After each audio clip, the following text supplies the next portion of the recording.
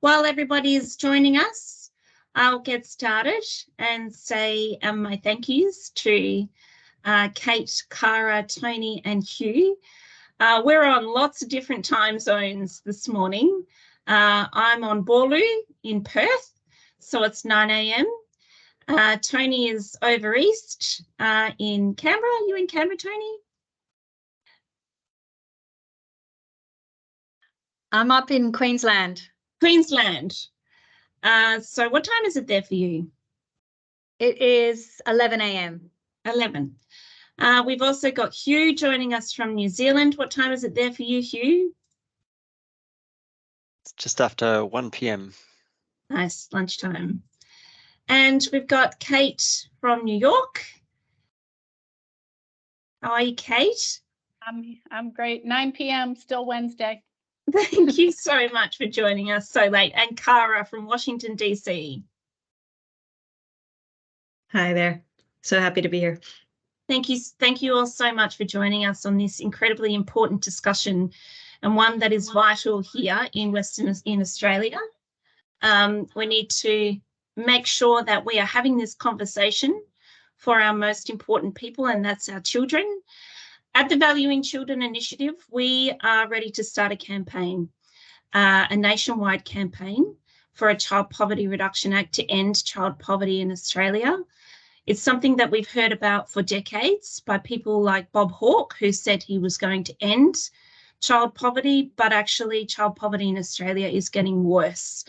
And we will hear more about that from Toni Wren from Anti-Poverty Week about the context of children living in poverty in Australia.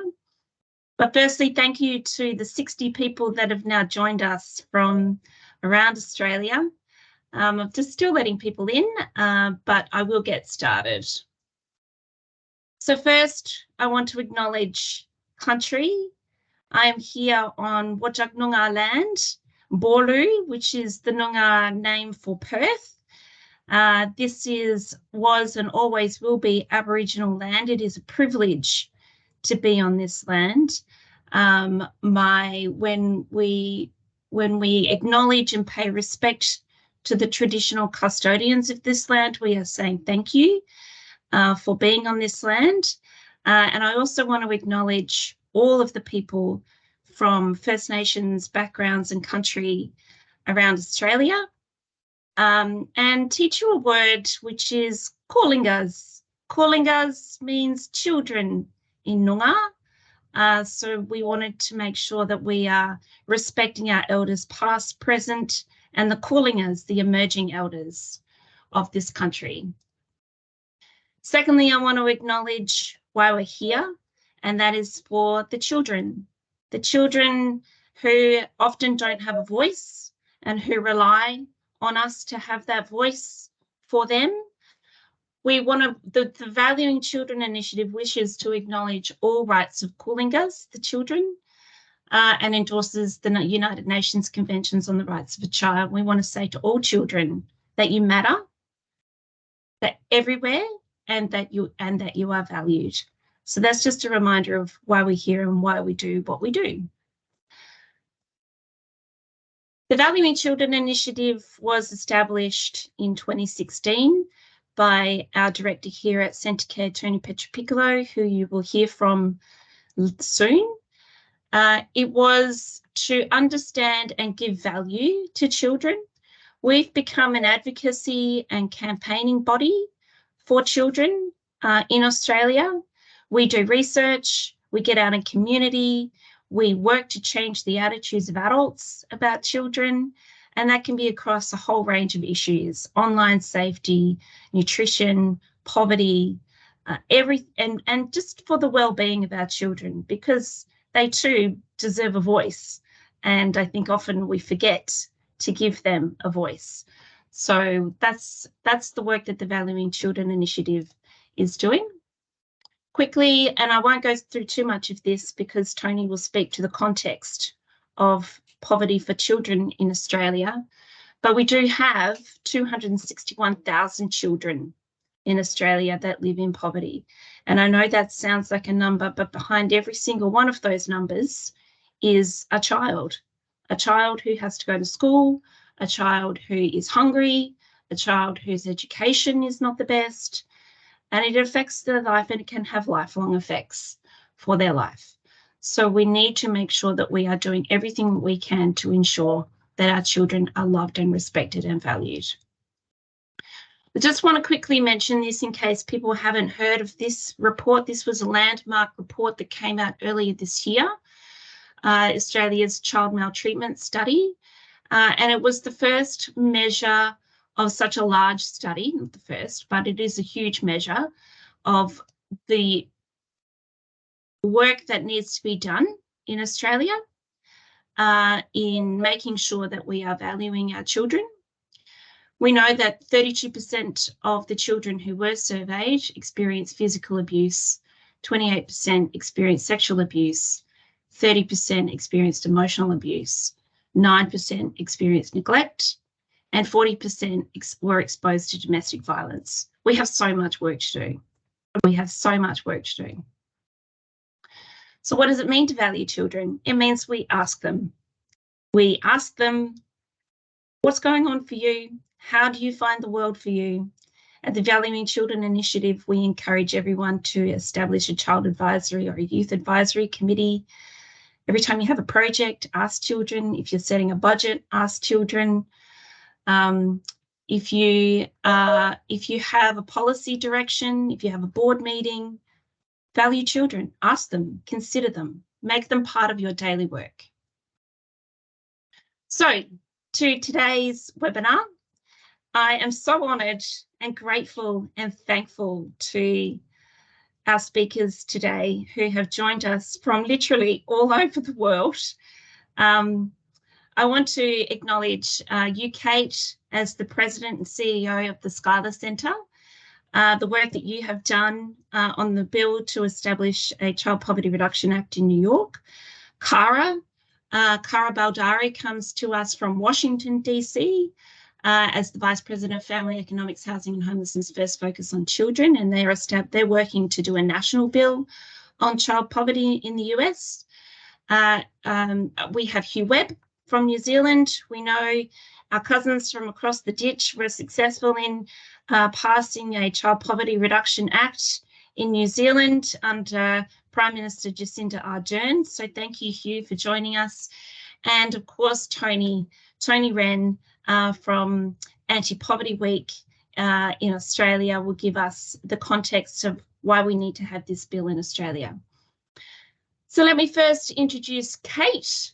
I won't read out everybody's bios. They are on the Teams list. So if you want to find more out about our speakers, please jump onto their websites. So this is, let me first introduce Kate. Thank you so much, Kate. It's great to be here. I'm honored, I'm excited, and I'm excited going forward to partner with everybody out there who wants to do better at reducing child poverty. The Schuyler Center for Analysis and Advocacy, the organization that I lead, is a leading New York State policy analysis and advocacy organization.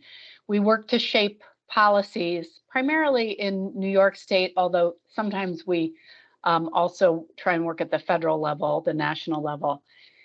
We work to shape policies to improve health, welfare, and human services for all New Yorkers, and especially those who are disenfranchised. The New York State Child Poverty Reduction Act was enacted in early 2022. It commits New York State's policymakers and all of us to cutting child poverty in half in the next 10 years. That's the crux of it, the big, beautiful vision. It established an advisory body that includes members who have lived experience with poverty and is helmed by the governor of the state of New York. I serve on this advisory body as an appointee of our leader of our Senate. The advisory body is responsible for making recommendations about identifying evidence-based approaches to addressing child poverty. And the law requires an assessment of policy and budget proposals and with regard to their impact on child poverty, inclusive of racial equity, because we know there's really gross racial inequity within poverty. So that's the core objective. Set a goal of cutting child poverty in half, generate a group of people with various kinds of experience to make concrete recommendations to achieve that goal and measure our progress. It creates an expectation that our leaders will look at data, listen to people with lived experience, and act with intention over time across agencies, budgets, and systems in good fiscal times and challenging ones to shield our children from far-reaching and long-lasting harms that poverty causes. We've seen that public policy can make a difference with poverty. Very recently, during the pandemic, New York and other states here in the US had real support from the United States federal government to turn the tide on child poverty, and millions of children were lifted out of poverty. It worked, but it was temporary, and it's now ended. So I'll talk a bit about how we got to the Child Poverty Reduction Act. We advocates became frustrated that while in a given year we may see one step forward in a policy or budget decision that benefits low-income children and families on one side of the ledger, we then would often see 3 other policies that took us backwards. And we know that our policymakers care about this, yet we would often hear them touting that one win and either ignoring or willfully disregarding the other 3 things that took us backwards. So we wanted to think more comprehensively, in addition to each individual policy, sort of think more comprehensively about how the policy and budget decisions could better move us forward on addressing child poverty. In the fall of 2019, we began with a concept for a multi-dimensional approach to reduce child poverty. And we worked to develop that into language that would become a bill in the legislature. And once that bill was introduced, we gathered our partners to start really talking it up and talking about it. And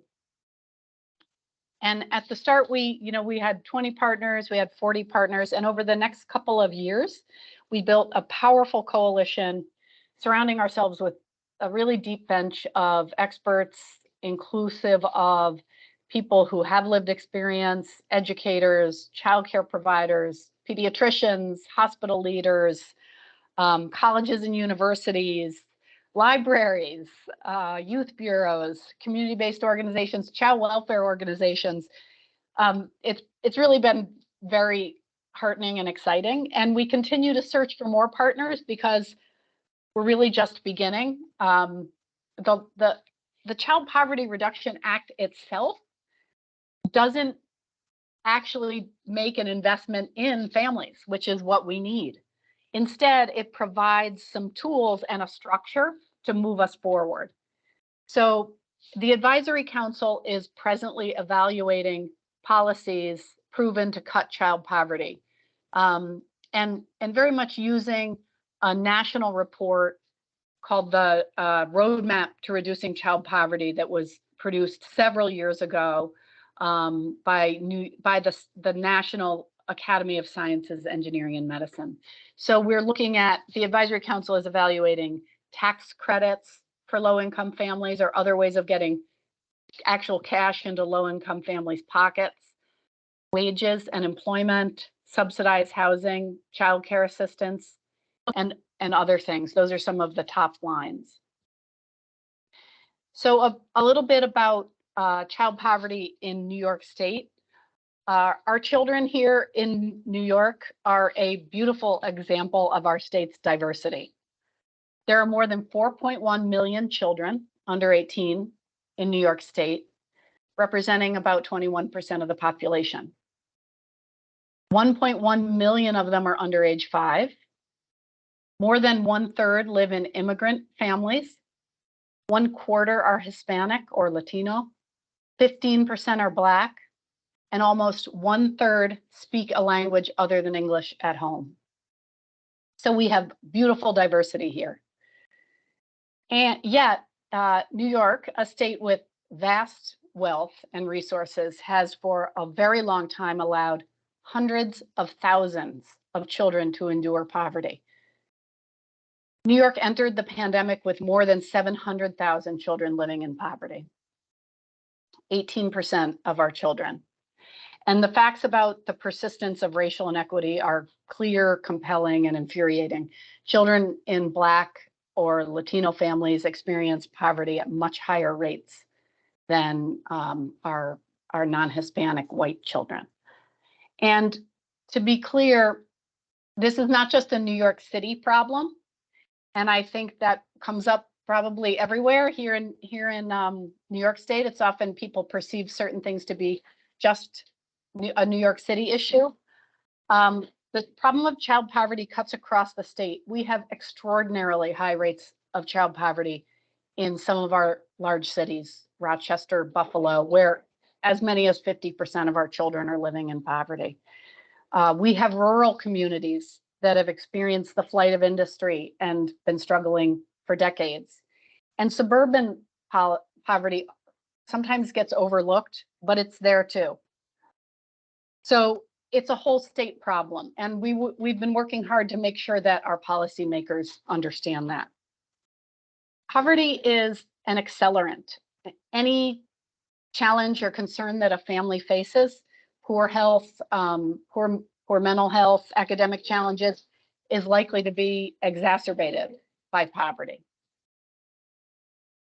Compared to the rest of the nation, New York hasn't measured well on child poverty for years.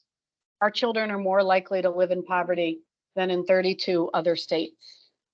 Young children, the most diverse segment of our population, are those most likely to live in poverty. And when young children live in poverty and face the stresses associated with it, food insecurity, housing insecurity, those impacts can have lasting effects. And also, poverty rates don't really tell the whole story. Near poverty is a term that we use nationally for those who are at twice the poverty rate. And those families are still one paycheck or one missed paycheck or one illness away from things totally unraveling. Hundreds of thousands of children and families have income above the poverty line, but are still struggling every day. So specifically here in New York State, 1/3 of households that pay rent and have children report that they're behind on their rent. In New York City, last December on a given night, more than 20,000 children slept in a homeless shelter.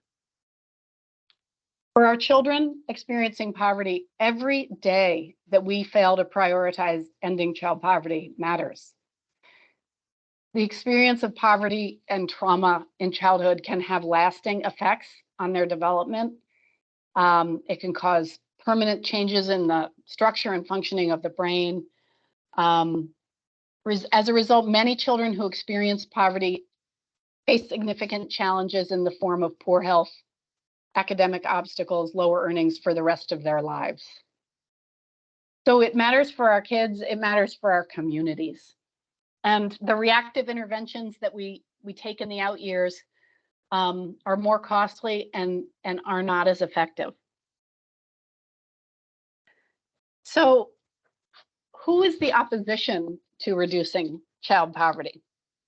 As child poverty reduction advocates, our opposition is inertia. Our opposition is ignorance. Our opposition, and when people don't see, feel, know, understand the urgency of this and tell us it's a rough budget year and we need to wait till next year. No. This is a policy choice. New York has a robust economy, and yet we have allowed child poverty to persist at exceedingly high rates for many, many years. Now our leaders have voted and signed, taking important steps indicating their intent. Now we need to help them find the political will to make the investments. So I'll hand the microphone back over to my colleagues, and I really look forward to questions later and to continuing to work with you all.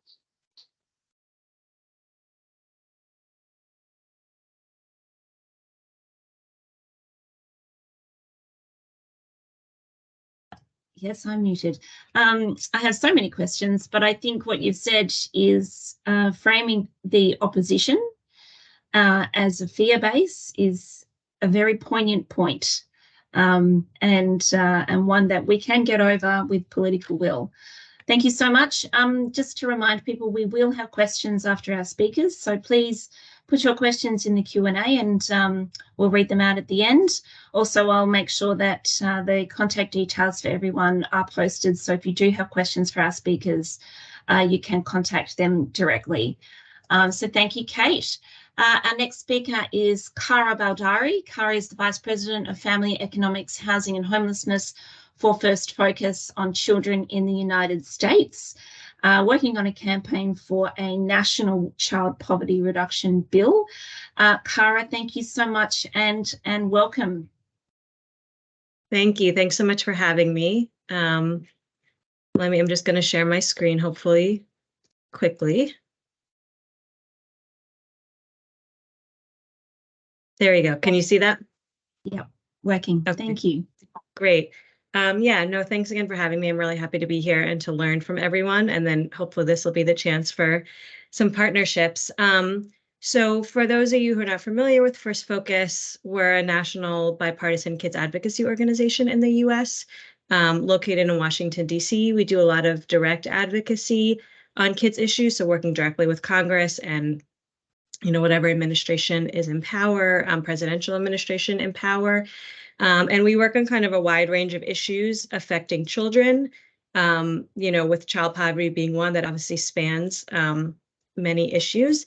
We also run what we call the U.S. Child Poverty Action Group, which has been around since 2016, and I'll talk a little more about it in a bit. But that group has the goal, well, it was inspired by other action groups in other countries. And, our goal is to establish a national child poverty reduction target in the U.S., which we are still working on.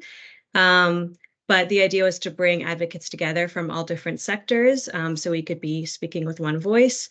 And we have about 25 national organizations that are part of that, and we hold webinars and events. Our website is endchildpovertyus.org if you want to check us out. We're small, but we keep at it. And we have a listserv where you could receive our materials. So, I'll first start by saying that a lot of the dynamics that Kate talked about in New York, right, apply on the national level, with high rates of, child poverty and big, unfortunately, racial disparities that have existed for some time, despite, right, being such a wealthy country. And so, I've been at First Focus for about 12 years, but the idea of setting a target in the U.S.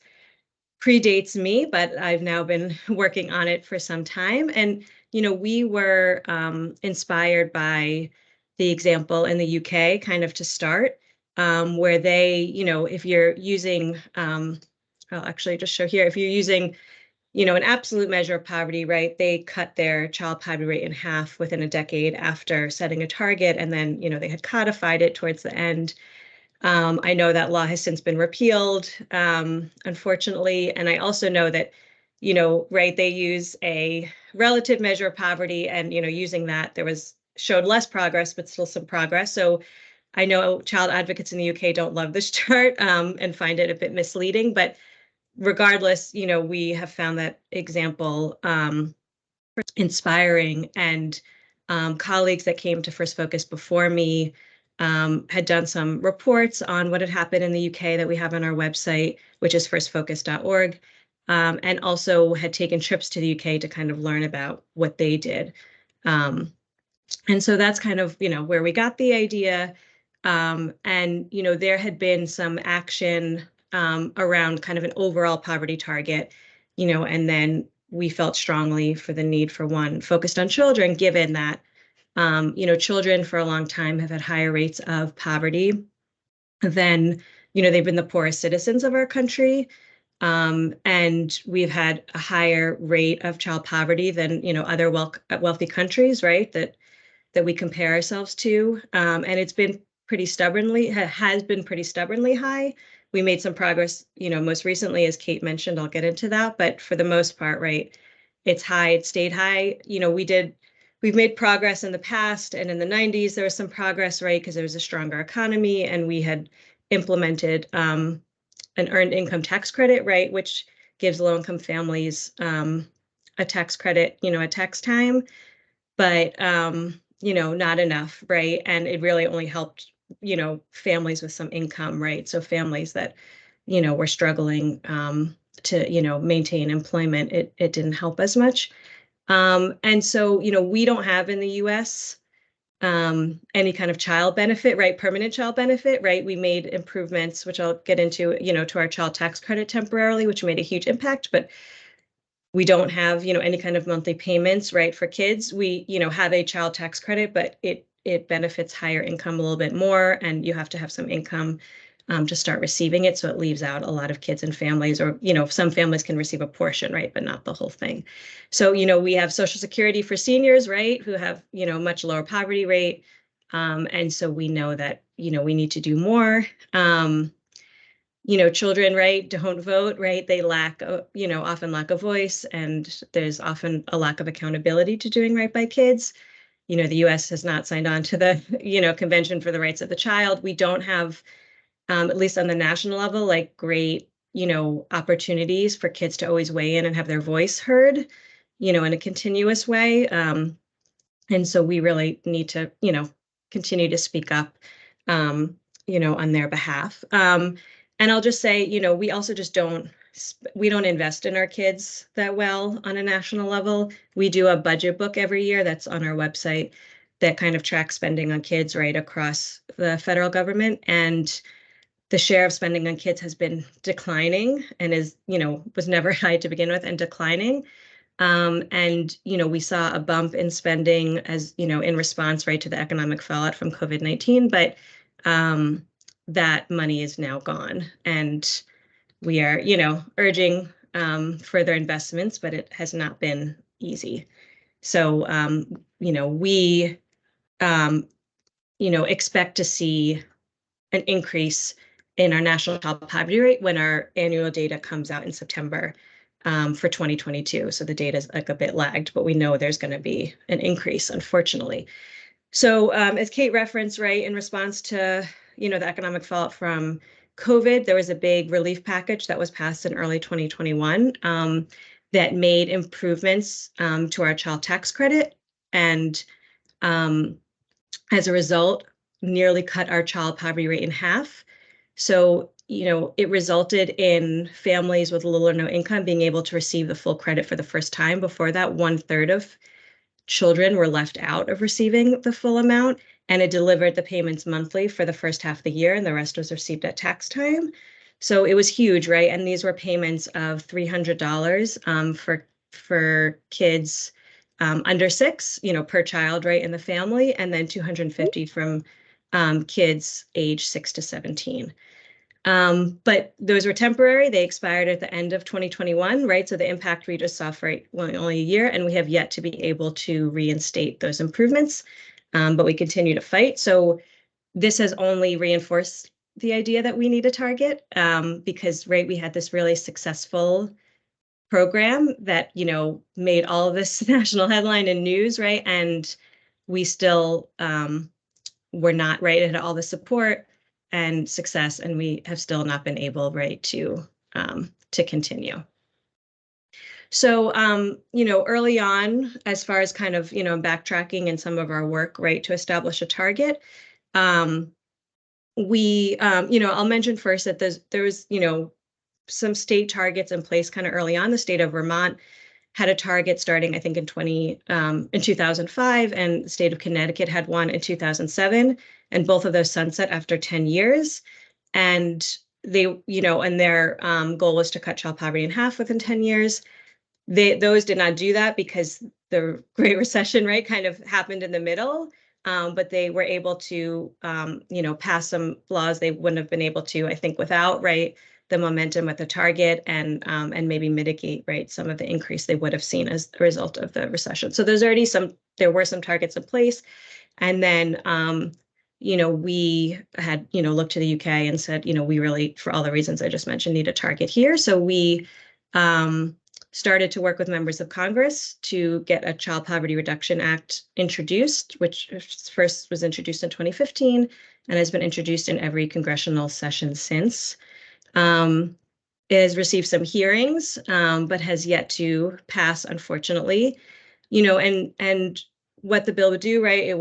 It would set a target to cut child poverty in half within a decade. And originally, it called for a federal interagency working group, right, to come up with a plan to meet the target. We kind of scrapped that group when President Trump took office because we kind of felt like a federal interagency working group under that administration might not come up with solutions, right, that we would be in support of, that would actually cut child poverty in half in a meaningful way. And so we're working on reintroducing the bill this session, and we think as we'll keep the changes that we made back then, which calls for Congress, it mandates Congress to have to work to meet this target and calls upon the National Academy of Sciences, which I'm going to talk a little bit more about the bigger study in a sec, to file annual reports on progress. And so the idea, right, that would hold some kind of accountability towards progress. And then it calls for some funding to increase kind of research and data as well. As I mentioned, we launched this action group to bring advocates together kind of towards this goal. And then, as Kate referenced, we advocated for funding through our appropriations process, which was originally part of the bill, and then we kind of took it out to do through appropriations for a National Academy of Sciences study on child poverty. The National Academy of Sciences is kind of a independent research entity that's been around for a long time, and they do receive a lot of funding from Congress for reports, right, that Congress might mandate for them to do, but they're seen as really nonpartisan, really evidence-based. And in this very partisan times we are living in, it's kind of one of the only entities I feel like we have that's still fairly respected on both sides. And so we had all this great research and evidence already on child poverty, but it was always kind of seen, right, with a partisan bent. And so we felt like, having this body, have this kind of comprehensive study on child poverty would be helpful, because those studies kind of get a lot of media attention, right, and respect, but also, again, it could kind of provide a basis for maybe some bipartisan action. And so those studies take a little while because they're big. The one that came out, this one on child poverty, which is called A Roadmap to Reducing Child Poverty, is over 600 pages, including the appendices. So we did a lot of materials to kind of provide summary and analysis. And so that came out eventually in 2019. And it has been really influential and continues to be cited by lawmakers and others. So we have been, really proud of that. And, you kind of see the takeaways here. I mean, it was really helpful because it really confirmed, right, child poverty is not intractable, and that we do have a really high level of child poverty in the U.S. One of the struggles we've had, and the reason, one of the reasons, some of it's definitely inertia, as Kate referenced, but some of it is that there is not always agreement on how to measure child poverty and how much, right, child poverty actually exists in the U.S. There's some partisan disagreement around that. And so it was helpful to have, right, the NAS kind of confirm, right, we do have a high level of child poverty. It's higher than other countries. It helps our economy. It helps children, right, to reduce child poverty. It is a real problem. And it modeled a set of policies and programs that could, if implemented, cut our child poverty rate in half. So it really did provide a roadmap, like the title says, which is super helpful. And it found that a child allowance, kind of a monthly payment, right, or child benefit, is the most effective policy to reducing child poverty. So that directly influenced, right, the policy we then saw in the Relief Act that I mentioned in response to COVID. So this kind of just recaps what I mentioned about, what we saw in 2021. It reduced some of the racial poverty gap we have, even though significant disparities unfortunately still exist. it was able to reach children in the U.S. territories, right, which have, Puerto Rico and the other U.S. territories, which have had higher rates of child poverty because they don't always receive equal access, right, to the benefits, which is completely unfair. And so it took longer to implement, right, in those territories, but it did reach. And so for the first time, right, this was the biggest decline in poverty we've ever seen in 1 year, at least since we've been really tracking it. And for the first time, right, children had a lower child poverty rate than adults. And right, I mean, nearly cutting in half. So, our rate was still about 5%, so still about nearly 4 million children experiencing poverty. So clearly we have more work to do, but was a big win. So, we are working to continue that progress. Unfortunately, we know we're seeing backtracking. So, currently, we are really excited and inspired that there's momentum, around the country with targets, as you heard, in New York. California also has and has been doing this work for a while and has made some real progress and had some real policy wins. Puerto Rico had a target passed around the same time as New York, and they're working on implementation. And then, as I mentioned, previously, and there's campaigns in other places and other states as well to set a target. So we're hoping that momentum, right, will be helpful to filter up to the national level. We're pushing the Biden administration to issue an executive action to establish a target, right? We still would want a bill, but that would be a good first step, especially because him and his administration continue to tout the success rate of nearly cutting child poverty in half. So our message is, okay, let's solidify your commitment, right? And really get this done. And that helps, of course, to pressure Congress to do something. And we also got funding secured for a Children's Interagency Coordinating Council, which is going to be housed at our Department of Health and Human Services. That's going to officially launch in the fall. And we are hoping that that council can be like an entity, right, that could help to, if we could get an executive action for a target, to kind of carry that out, or at least really have agencies all come together. The language right around that council calls for them to focus on child poverty. It also, within that language, some of the funding for this council is going to go to updating the 2019 study, and really, I think will help to provide, right, some newer and more recent data, especially on the impact of the child tax credit, that could be helpful to our ongoing efforts. So yeah, we continue on. I'm really excited to hear more about New Zealand and what you're kind of launching in Australia, and hope we can continue to work together, because we're not giving up hope for a national bill here in the U.S. Thank you so much, Cara. That's a very, very good snapshot, and I'm sure that there is so much more we could delve into in terms of the organising that's going on. It sounds like you've had some great success, though, in establishing some very informative research bodies, which can kind of drive what politicians require in terms of having this political will, which is the research and the numbers all the time. So that sounds excellent. Cara has put her contact details there, so if you have any questions, just to remind, we have now enabled the chat. So if you're finding you can't use the Q&A, we have opened the chat now, so you can put your questions in there as well. So let me move on. We now have Hugh Webb. Hugh, sorry, so many buttons. Hugh is the Principal Analyst for Child Wellbeing and Poverty Reduction Group in the Department of Prime Minister and Cabinet in New Zealand. And we know that our New Zealand friends established a bill in 2018. So let me introduce Hugh, who will go through the history, how their bill works and how it might apply here in Australia. Thank you, Hugh. Kia ora koutou. Can everybody hear me okay, and can everybody see my slide? Great. So just a standard disclaimer here that just the material that I'm presenting today doesn't necessarily represent the views of the New Zealand Government or the Department of the Prime Minister and Cabinet. So I did want to thank Sarah and the organisers and the other speakers for inviting me along today to talk about the New Zealand experience of child poverty reduction. I do think there are some interesting. It's a very interesting case study, I think, and I hope that there are some insights that may be useful to policymakers in other jurisdictions.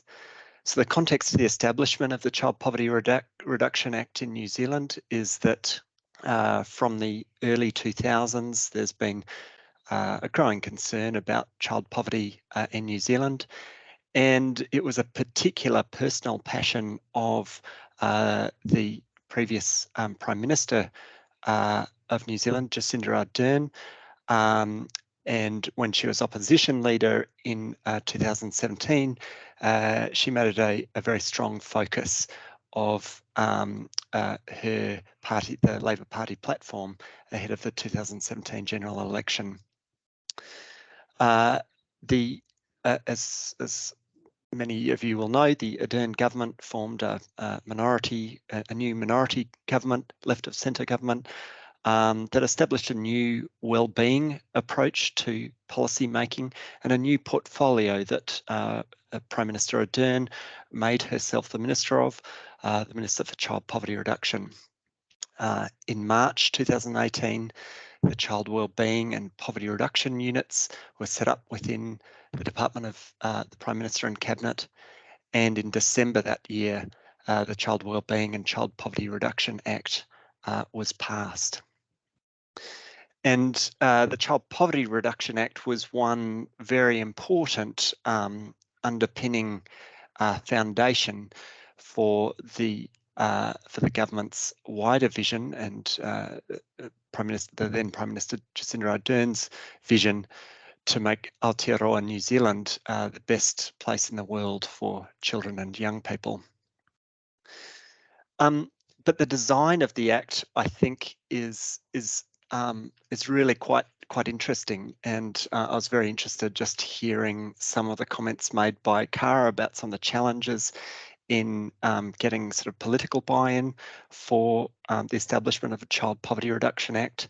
In New Zealand too, there was a keen awareness of the experience in the United Kingdom and the Child Poverty Act there that was admittedly short-lived. And there was also this key recognition that accountability was just so incredibly important. There's a cynical joke in policy-making circles, that you give them a number or give them a time frame, but whatever you do, don't give them a number and a time frame. And that points to part of the challenge, is that it's easy to make kind of vague and sweet sounding commitments on child poverty. It's much harder to ensure that we've got specificity and accountability for making a significant, sustained and measurable difference to child poverty rates.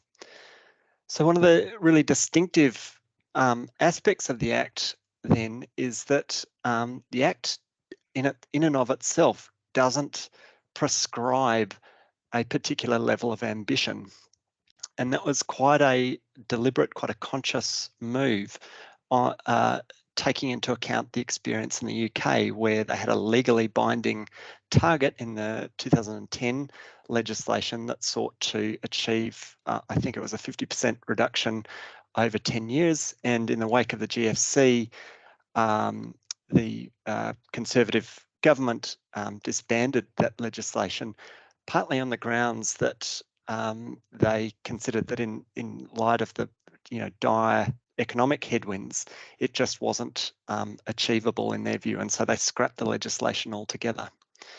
So New Zealand, mindful of that experience, was keen to ensure that the design of the Act worked in quite a different way, and rather than creating legal accountability for achieving a specific child poverty rate, rather it created political accountability that aimed to hold the government of the day, whichever side of government that was, accountable for the specific commitments to and specific level of ambition that government sets in relation to child poverty reduction.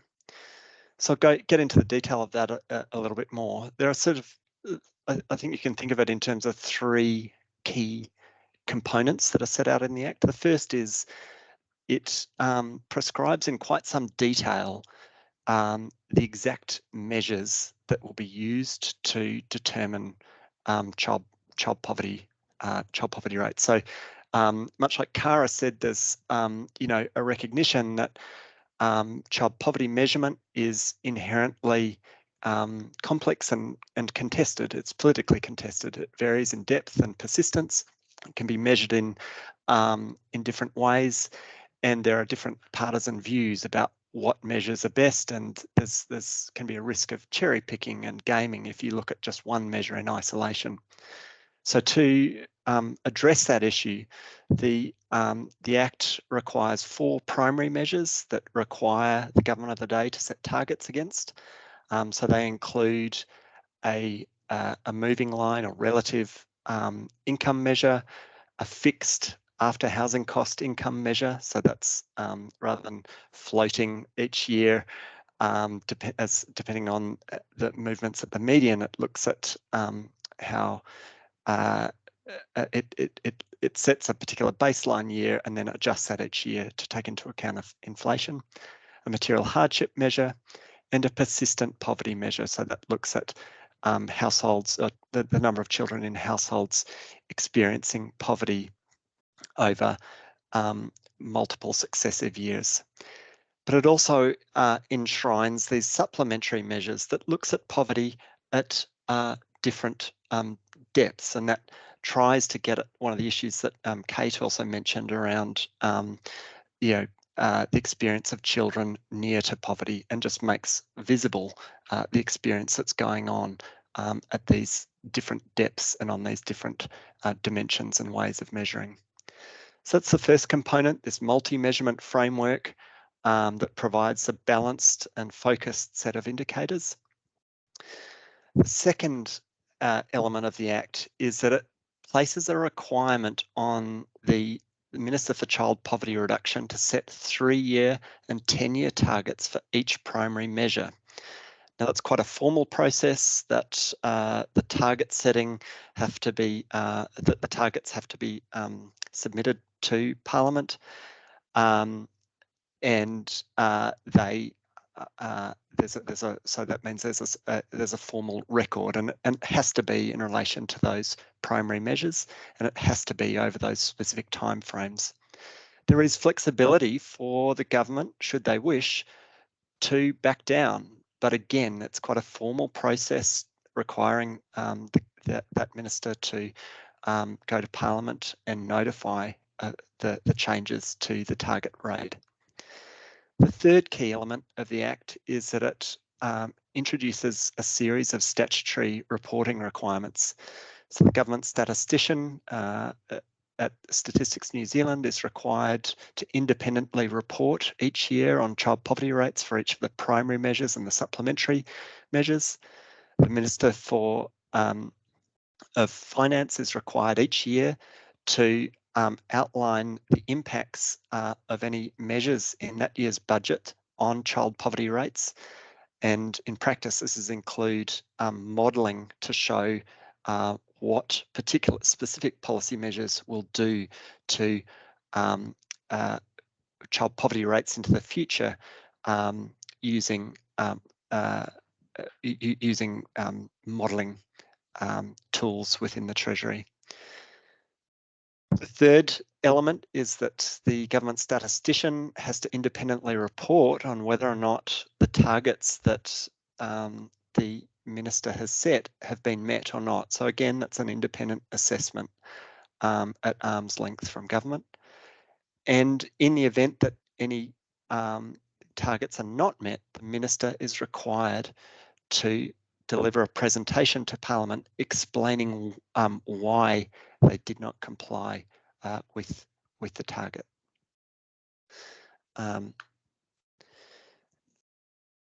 So I'll just briefly cover off on the primary measures I've mentioned earlier, what they are, but these are the 3 primary ones we currently have. There is a 4th one, which, as I mentioned, is around persistent poverty. That requires longitudinal data, which the government has, the New Zealand government has invested heavily in a large-scale longitudinal study, a rolling panel design that allows for the measurement of persistent child poverty. But the Act, recognising that the data wasn't in place to be able to establish measures or targets and reporting, basically postponed that requirement until 25-26, and Stats NZ are on track to deliver that. The key thing to note here, I guess, is just that the measures use this use a sort of a variety of different approaches. So they look at, the first measure looks at the number of children in households receiving less than 50% of the median household income in a given year. So that will change, that poverty line will change each year as a function of median household incomes. So it's often, that's a sort of fairly standard moving line measure. It also uses this so-called after housing costs fixed line measure. So this is the number of children in households with incomes much lower, so 50% lower than a typical 2018 household, after deducting housing costs and adjusting for inflation. And then third, there's this non-income based measure that looks at a survey responses to questions about whether a household has, for example, 2 pairs of shoes in good condition and has access to the basics. So the government, the Ardern government, set quite ambitious targets to more than halve child poverty rates by 2027-28, in line with the Sustainable Development Goals. I won't go through those in detail, but you can see what those 10-year targets are, and crucially as well, these intermediate or 3-year targets that the government statistician reports compliance against, which are sort of serve as milestones or markers along the way towards the 10-year target. So the third component, reporting, this shows you what the long-term trend has been looking like, and it's actually been a pretty positive overall picture. On this yellow line, that's the after housing cost primary measure. We've seen a reduction, a statistically significant reduction of 77,000 fewer children on the AHC measure. That's around a 32% drop over the 4 years since the baseline. That target was met for that first 3-year target was met. On BHC 50, it's been a more modest decline, bearing in mind this is the moving line measure, which is harder to make progress on. But even there, we saw a 27% reduction, or 5 percentage point, down to around 12%. And on material hardship, we saw around a 23% reduction. So overall, we saw 8 out of 9 of the current child poverty measures under the Act saw a statistically significant reduction since 2018, including on all 3 of the primary measures. And rates of child poverty on the primary measures have been lower over the past 2 years than they've been over the past 10 to 15 years, for which we've got comparable data. In terms of what made a difference, clearly the Act alone isn't sufficient to achieve the targets, certainly not as it's designed in New Zealand. But some of the really key investments that have been important have been a $5.5 billion families package that included family tax credits, a new Best Start payment, the winter energy payment, and changes to accommodation supplement. There have been large and successive increases to main benefits, including indexation of main benefits to average wages growth, the introduction of a food in schools program, increases to the minimum wage. This diagram here hopefully gives you a sense of just how all of the 3 primary measures fit together and the different drivers that influence each of the measures. In terms of, one of the key changes is in terms of the making progress towards the targets. In 2020, there's some very large increases to main benefit payments that mean that basically the total incomes after housing costs for families on main benefit with children have increased by 46% in real terms since 2018. So you'll see that prior to that, from about 2006, it's been very steady growth, but only in line with inflation. There hasn't been any increase to keep pace, certainly with average wages growth, whereas since 2018, there's been this very substantial investment. That lumpiness there, you can see, it's not noise in the data. This is administrative data, so it's not error. That's the introduction of the winter energy payment each year, which makes a significant bump to incomes during the winter months. As other speakers have mentioned, disparities are certainly still evident for priority populations, although encouragingly on the after housing cost 50 measure, we've actually narrowed, there are significant disparities over the past 10 years, and these have now narrowed to the point such that there's no statistically significant difference for our priority subpopulations on this measure.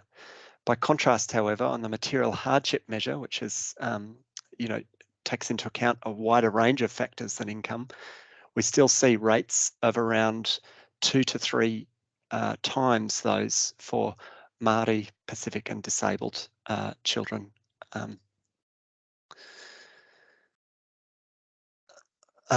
In terms of some of the critical policy success factors that I think it's really important to emphasise and that we've learned a lot about since the implementation of the Act, one of them is just the paramount importance of data quality. It really is extremely hard to overstate how important and challenging this is.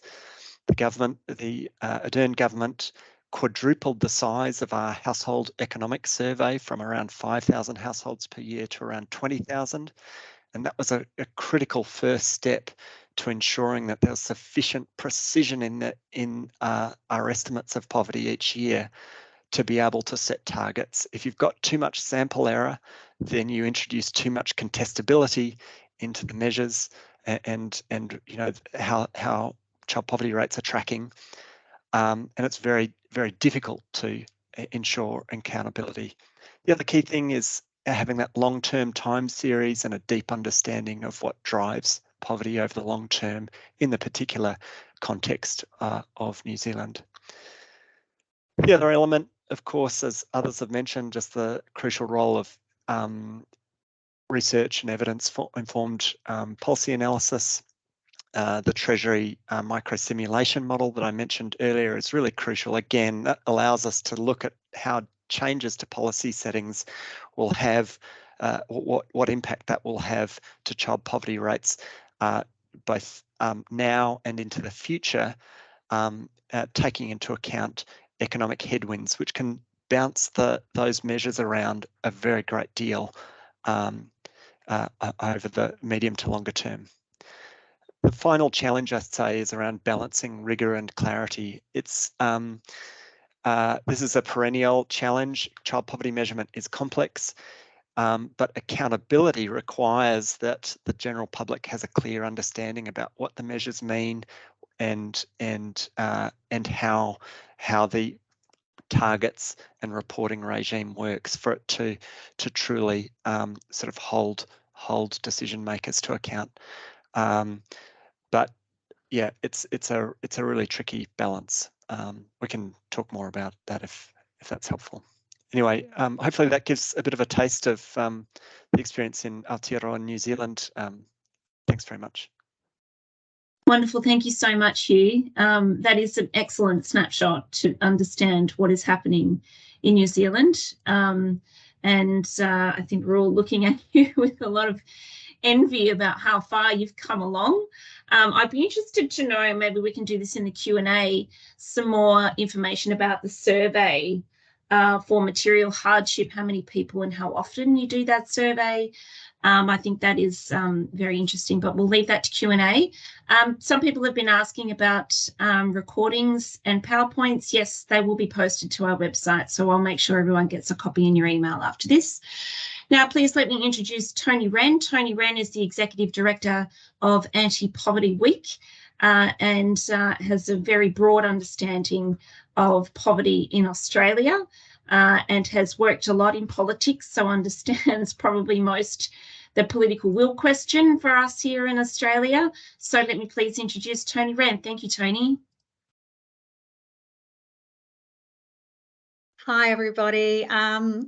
It's great to be with you and, of course, to have these fantastic international guests to help us. And I just want to thank very much the Valuing Children's Initiative for hosting. I also, of course, want to acknowledge that I'm actually today on the lands of the Ngugi, Nunukul and Goanpul, which are the sand and water people here in South East Queensland, and pay my respects to elders past, present and emerging.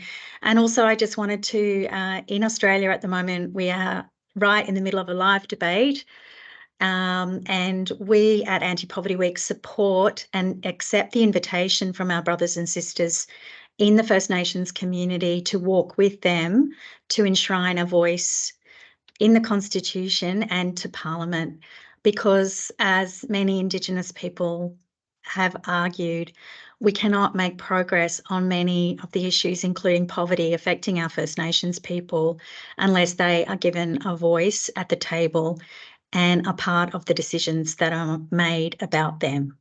So I just wanted to reiterate that it's an important upcoming referendum we're having here in Australia. So I just want to quickly share my screen. Sorry, let me just do that. And here we go. So let me, how are we going? Can we see the screen there?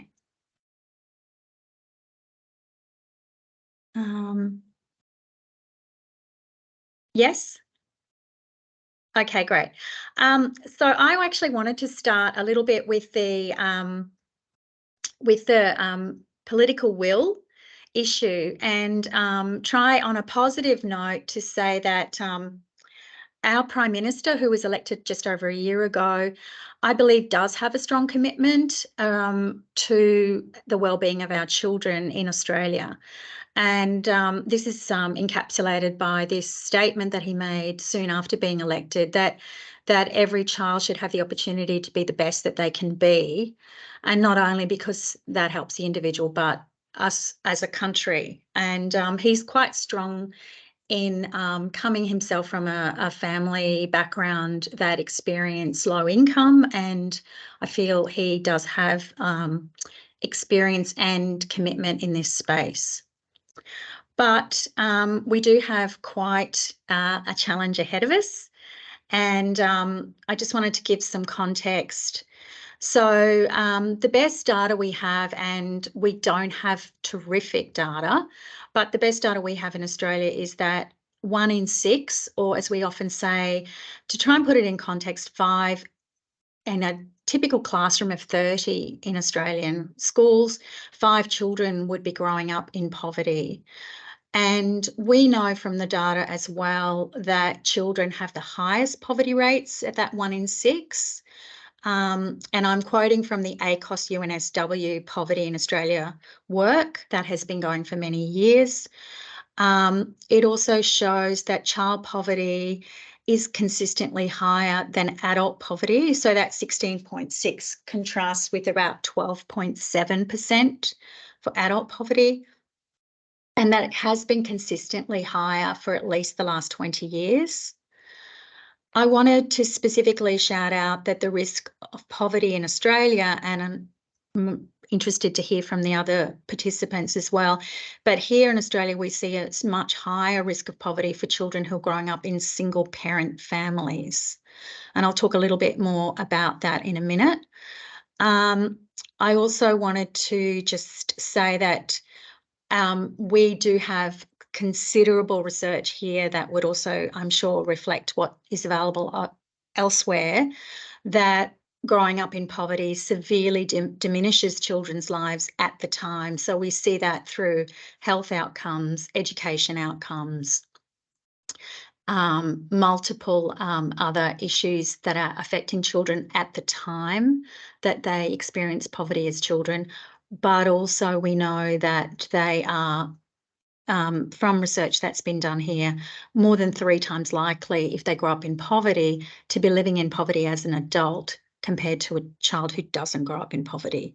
And that feeds very much into the argument, which I'm not going to prosecute here, because again, I support the rights-based and kind of moral view.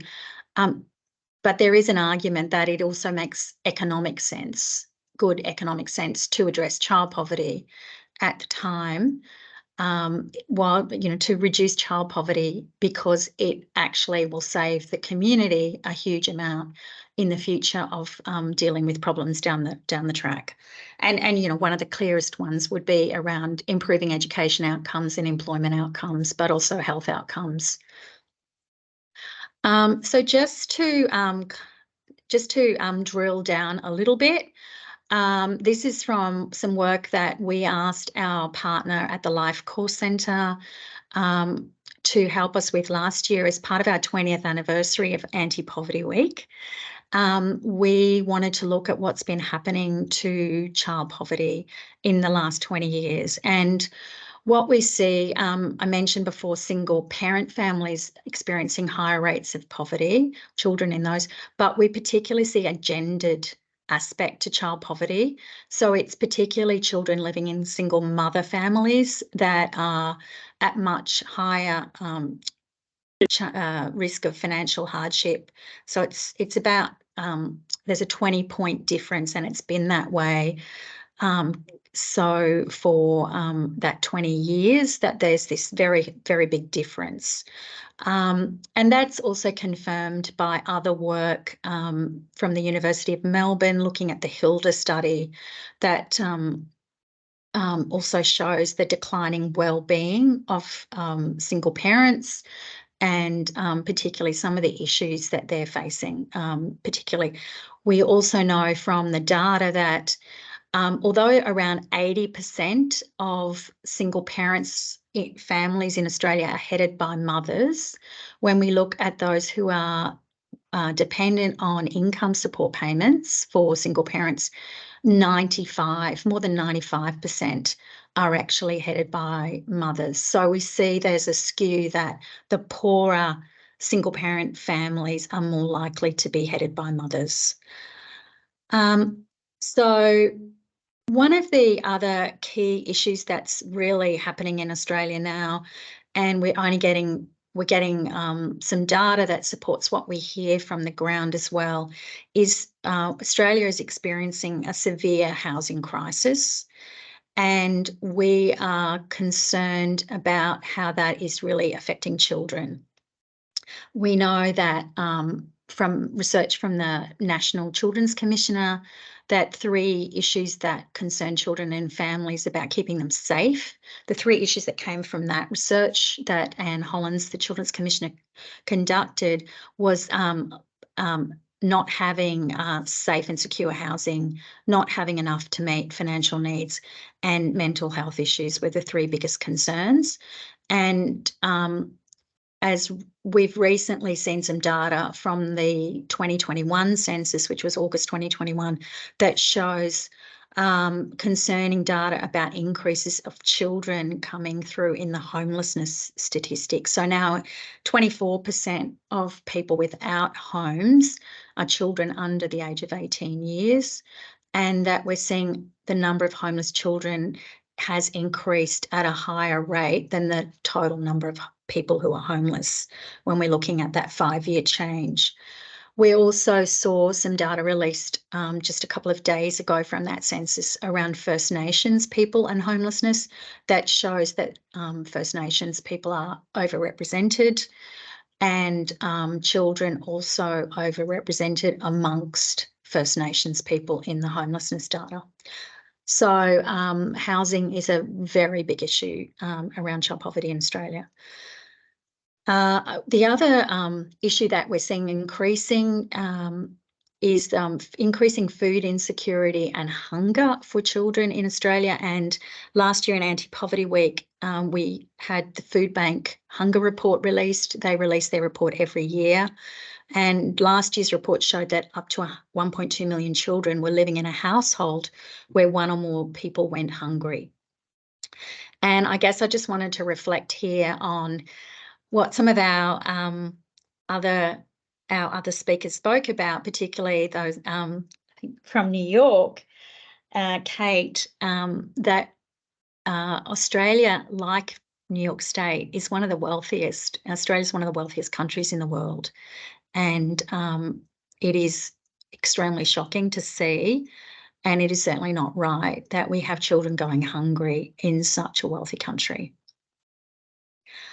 Just to focus again on housing, what we saw, again, this relates back to the pandemic, and also that was mentioned, particularly in the US, the package of support. In Australia, we also had a package of support that particularly helped low-income families in who are dependent on income support. That payment, we can see, had a dramatic effect to reduce. If you look in 2020, July 2020, we see a reduction in the percentage of people, living in rental stress. Went down from about 40% to 29%. When that payment was wound back, it went up again to 46% a year later. And then a year again, so that's about a year ago, it was tracked and it had shot up dramatically. So we can see there, one, the impact of increased payments, the positive impact, but also then we see that the impact, as I mentioned before, of the housing crisis. That's just one indicator in addition to the homelessness data. So solutions. We at Anti-Poverty Week are really keen to talk about solutions, and because we are trying to increase political and public will to address poverty across Australia. But we have had a real focus on child poverty for the last couple of years, specifically because of those issues we mentioned before, that children have those higher rates of poverty, and it has such a big impact for their entire life if they grow up in poverty, but also because we know that we can address it. And in Australia, we did have political will through a previous Labor government back in the 80s that did introduce a large range of measures to reduce child poverty. There are conservative estimates that child poverty was reduced by 30% through that package of measures in the late 80s, but some measures say up to 50%.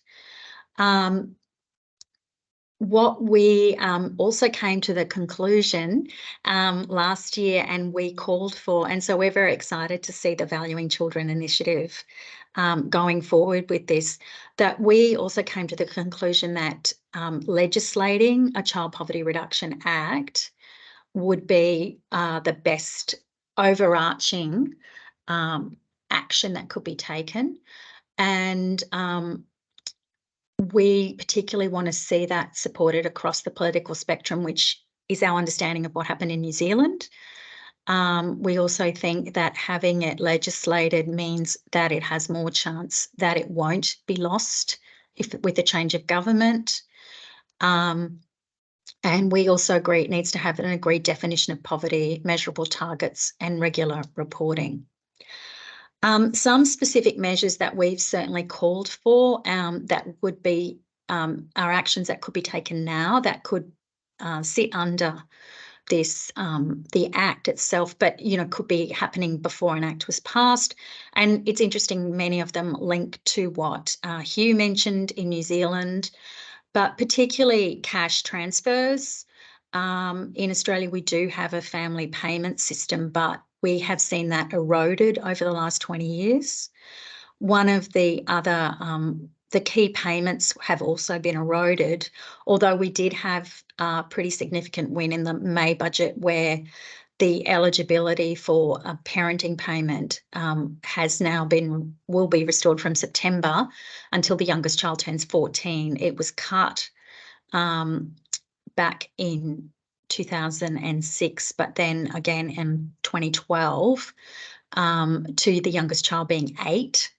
And those families were then on a much lower payment, and that contributed significantly to the increased poverty of families who are in that single parent payment. But the other key issue, and I know there's been work in New Zealand around this as well, is that one of the most important things that was done to help reduce child poverty was an effective child support system that was introduced in 1988. But again, over the last 20 years particularly, there's been a real erosion of that system, and we now see that sole parents are less likely to be getting child support and to be getting less than they were receiving in real terms than 20 years ago. So that is a key area of reform. The others are, of course, affordable and secure housing. There's a big housing debate happening in Australia now to try and get more social housing built, and the current federal government has committed to that, but the view from all the experts is it's not enough. And then the other issue, again related to the gendered nature of child poverty and family poverty, is related to mothers, particularly with children, escaping family violence, and that the supports in that space have not been adequate enough. So the opportunities, I think, in Australia, the constraint we still have is that we don't have a specific commitment from this government to address child poverty. There are two, I think, opportunities in commitments they have made. One is around measuring well-being and introducing potentially a well-being budget. We have argued as part of that you can't have a well-being budget that doesn't look at the well-being of children, and you can't look at the well-being of children without addressing child poverty. We're yet to see where that exercise that's happening in the Treasury will go. And then the other opportunity, there is an early years child strategy being introduced, an early years, which is like 5 and under. And we've argued strongly that child poverty reduction needs to be a big part of that, but we haven't seen that come to fruition. And I think, again, just that issue around accepting that cash in the hands, and we've seen some great evidence from the U.S., the babies study, I think some of you will know about, showing that giving cash actually has an impact on brain development of children. But also we've got other evidence that shows that providing cash and reducing financial hardship is a significant factor. So I'm going to leave it there. We last year produced Still Too Much Child Poverty in the Lucky Country that you're welcome to have a look at, and our website, and we will be focusing on ending child poverty as part of our campaign this year, and look forward to working very much with Valuing Children's Initiative. Thanks. Thank you so much, Toni. You're always a wealth of information, and I think you really have encapsulated that for me in saying if we are going to have a wellbeing budget, we need to make sure that we think about children, and if we're going to think about children, we have to consider child poverty. So I hope that is a message that Jim Chalmers and Anthony Albanese are open to hearing, as you say that they are. So I hope this campaign is something that we can work together with government, so that we can take them on the journey with us, so that they can hear from people what actually needs to be done on the ground. I just now want to introduce our director, Toni Petropiccolo. Toni is the Director of Centre Care and the founder of the Valuing Children initiative. So I'll hand this over to Toni to talk about why now and what it is that we need to get done. Thank you, Toni. Thank you, Sarah, and thanks to all our speakers and participants on this very important topic. It's something that's very dear to our heart. But before we go on with that, I'd like to acknowledge the traditional owners of this land, the Noongar people, the Whadjuk people of the Noongar Nation, and I'd like to express my respects to the elders, past, present, and emerging. Yeah, look, a few years back, it occurred to me that we hadn't talked about child poverty in Australia for decades. We, apart from the odd reference in some reports, as a community, we had increasingly shied away from even the word poverty. We didn't talk about poverty anymore. We talked about low socioeconomic groups. We talked about the marginalised. We used any other word other than poverty. And in a way, it sort of reflects on the shyness we have about facing up to some of the more difficult problems we have as a society, and also to recognise that when the major population is doing well, the majority of people may be doing well, we tend to sort of not want to, we find it difficult to appreciate that there's a group of people that are not doing well. And we don't really want to focus on that. We want to actually shy away from it. And we give ourselves as a community all sorts of explanations why that is the case. It could be, we generally say, well, you know, if someone is poor it's because they're lazy, or someone is poor is because they're a drug addict, or someone is poor because they just don't care. And that has been pretty much the rhetoric in Australia now politically for a long time. And we've demonised our poor. We've made them the untouchables, the people that we shouldn't really talk about, and the more invisible they are, the better that it is. We can just get on with our lives with not too much pain.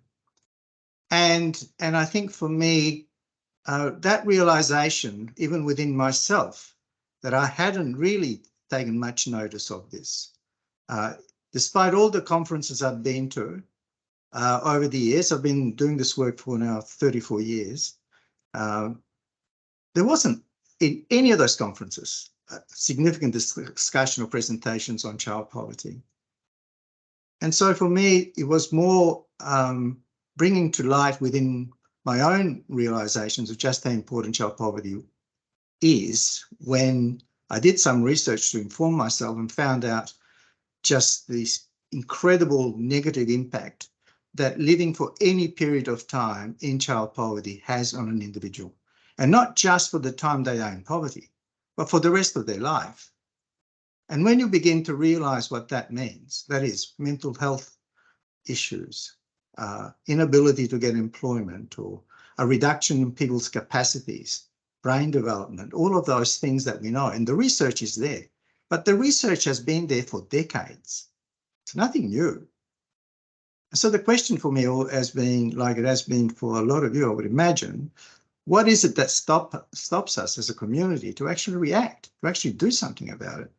What is it about us? Not about the poor, but what is it about us as a people that puts a barrier between our knowledge and our action in this particular instance? Whereas in other instances, we as soon as we find out about something, we react very quickly. And so the natural sort of development of that realisation for me has been, what can we practically do in Australia to actually get us a little bit further ahead than just having conversations and just reading a report and just doing the same old things, which is, you know, we talk to each other, we talk to politicians. But as someone a quote that I read not too that long ago from a book was essentially there were two things. One is that nothing will happen without political will. So the question is, how do you create political will? What are the drivers that creates political will? How do we get to a position like New Zealand where you have a prime minister that is so dedicated to wanting to make New Zealand the best place in the world for children to live, that she then gets about doing something? So the question for us isn't so much, one, how do we get ourselves interested? Actually, how do we get ourselves to believe that it's important enough for us to actually act? That's quite a step, to believe that it's important enough to actually do something in practice. That's quite a step, I think, for any individual, but also for our community. So that's a real question for us. And one of the drivers for me in that is the moral issue, you know, and I agree, there are economic reasons, but intellectualization of this issue hasn't got us very far. Reports haven't got us very far. Research hasn't got us very far. If you expunge the issue of a moral imperative to do it because it is the right thing to do and it is the important thing to do, if we put that to the side, what else have we got? Well, we've got reports, economic arguments.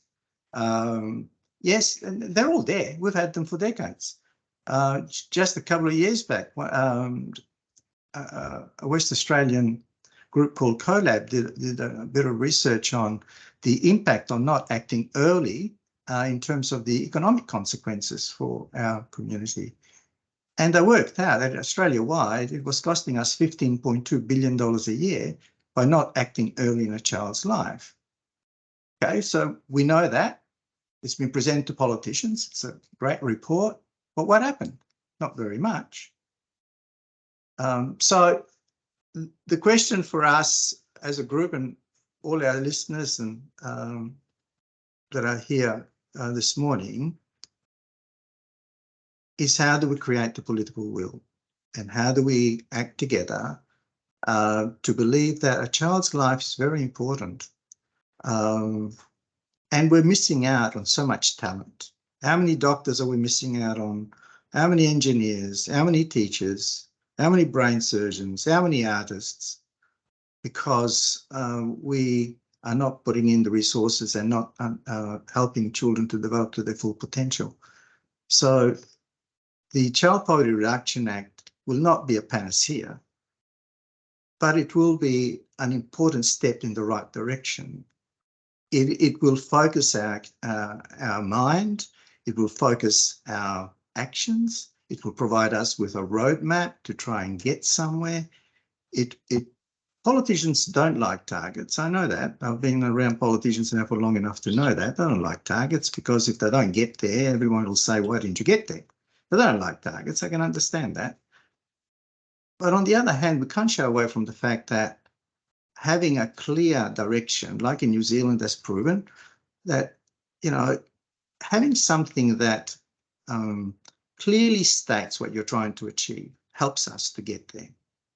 And I think that's the most important aspect of a Child Poverty Reduction Act. And I would, look, you know, it's fantastic to have an international conversation on it, and hopefully we can continue to do that. But I would hope that my Australian colleagues that are on this webinar this morning would sort of help us in continuing the conversation. So thank you very much to everyone for your support. Amazing. Thank you, Toni. And you can see why Toni has developed the Valuing Children initiative and been the driver behind a Child Poverty Reduction Act in Australia. We have run out of time, but I will honour people's ability to answer some questions. Thank you, Kate and Cara. I know it's very late for you over there. We do have a couple of questions, mostly questions about our New Zealand colleagues. So Hugh, can you tell us, this is from Chris, can you tell us about the measure of persistent poverty? How does it work? Is it comparable to Australian panel studies? And can we adapt existing work here to produce similar evidence?